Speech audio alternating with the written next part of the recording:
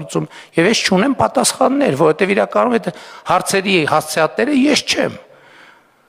Բայց դրա մասին ոչ մեկ չգիտի, որ ես չեմ։ Եվ դրա քաղաքական պատասխանատվությունը կրում եմ ես եւ ես կրում եմ դրա քաղաքական պատասխանատվությունը եւ հստակ դնում եմ հարցը, որ այդ խնդիրները պետք է լուծվեն։ Բայց ընդհանուր առմամբ իհարկե առաջիկայում շատ ակտիվ պետք է աշխատենք, իհարկե մինչև նոր խորհրդարանի ձևավորումը եւ նոր կառավարության ձևավորումը դեռ ժամանակ ունենք 2 ամիս, սա լավ է, որովհետեւ նախկինում երբեք այդքան ժամանակ չենք ունեցել կառավարություն ձևավորելու համար եւ աշխատանքները կազմակերպելու համար, ես կարծում եմ, որ լավ փուլ է, որպեսզի մենք ամփոփենք նախորդ թողշրջանում արվածը եւ պլանավորենք առաջիկա անելիքները։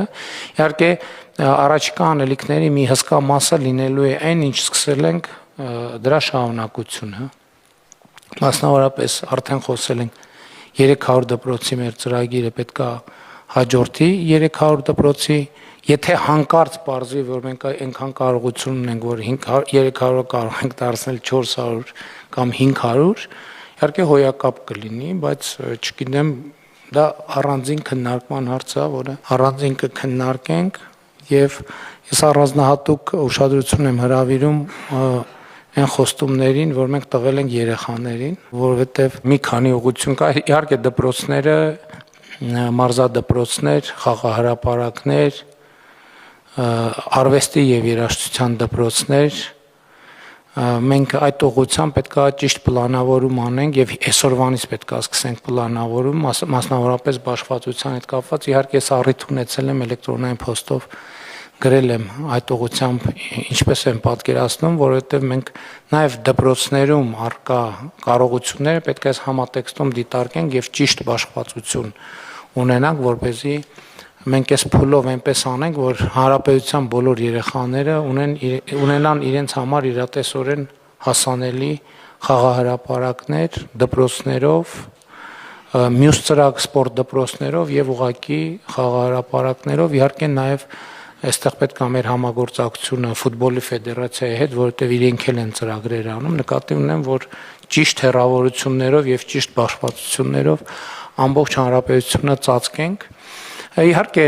շատ ծրագրեր կա, որոնց մասին դեռ պետք է խոսենք եւ նաեւ այն նորույթները, որ մենք ունենք մեր նախընտրական ծրագրում, որոնք նախկինի շարունակությունը չեն, մենք դրանով էլ պետք է հստակ ճանապարհային քարտեզ ունենանք եւ իհարկե խոշոր ծրագրերին մենք պետք է լրացուցիչ անդրադարձ ունենանք։ Ես ուզում եմ առանձնահատուկ ընդգծել այն ինչ նախընտրական շրջանում խոսել եմ կապված Երևանի եւ Գյումրիի հետ։ Ես անկեղծ ասեմ, այն ինչ տեսա Գյումրիի թաղամասերում, ճիշտն ասած ինձ համար անսպասելի էր եւ նաեւ ինչ որտեղ տենց շոկային ազդեցություն ես չի կարող պատկերացնել, որ այն երկիրը, որտեղ ես վարչապետ եմ, մասնավորապես 58 թաղամասում կարող են լինել այդպիսի վիճակում գտնվող բակեր, փողոցներ, որը